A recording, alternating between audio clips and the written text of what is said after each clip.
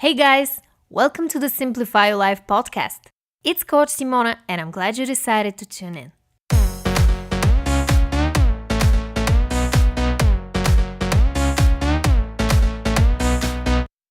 What's up, guys?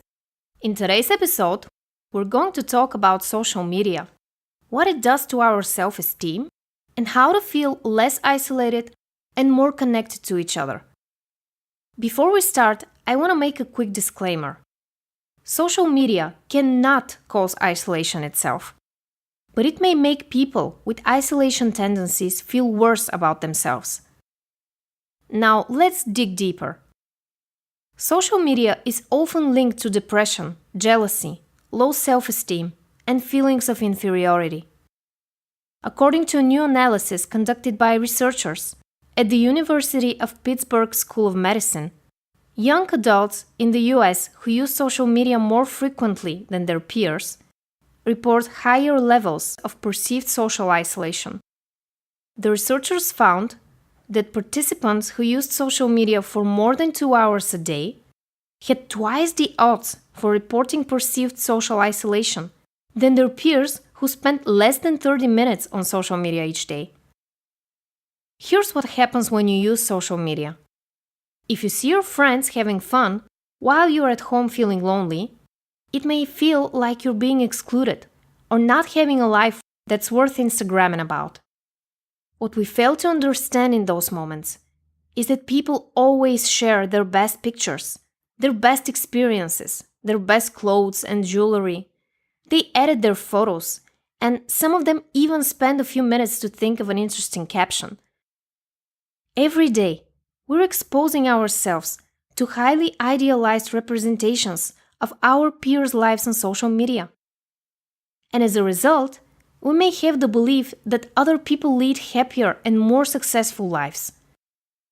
One more thing. Solitude is not necessarily bad for your health or a cause for loneliness. It's the subjective sense of feeling lonely that is most disruptive to our well-being. Now that we have explored what social isolation is and how it may be linked to our daily overuse of social media, here are 3 tips on how to deal with it. Number 1. Hang out offline with your friends. Nowadays, it's so easy to send a text or snap a picture to your best friend or send a funny message to a colleague.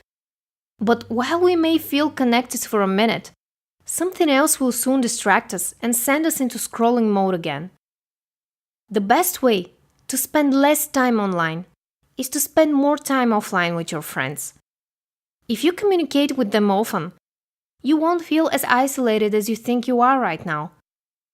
Although the best way to hang out is in person, you can also talk on the phone or have a video chat.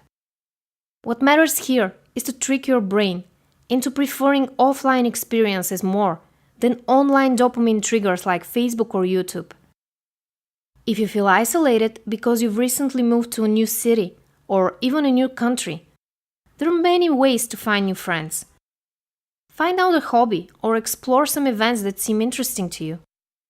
Who knows? You may even find the love of your life there. I know I did. My next tip is to focus more on yourself.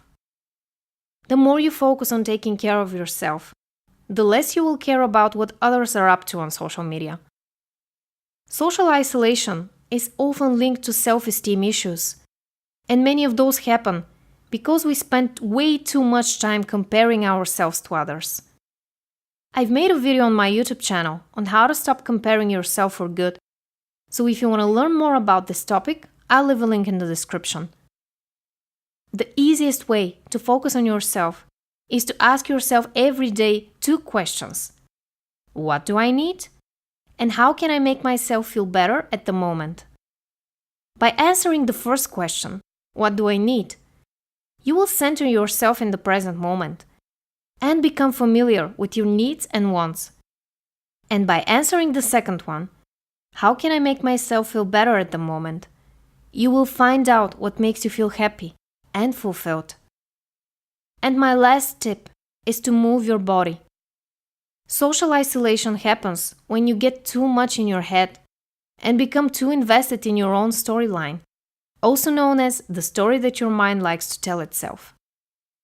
As my favorite life coach Tony Robbins says, change your state, change your story.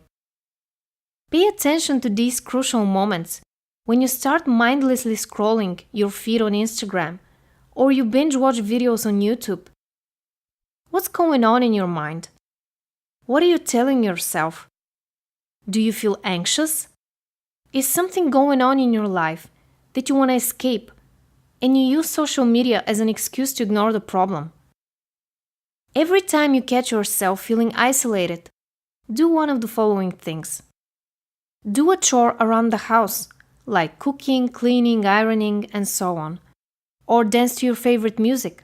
Or just get dressed and go out for a walk. What you will see is that every movement will get you out of your victim mentality.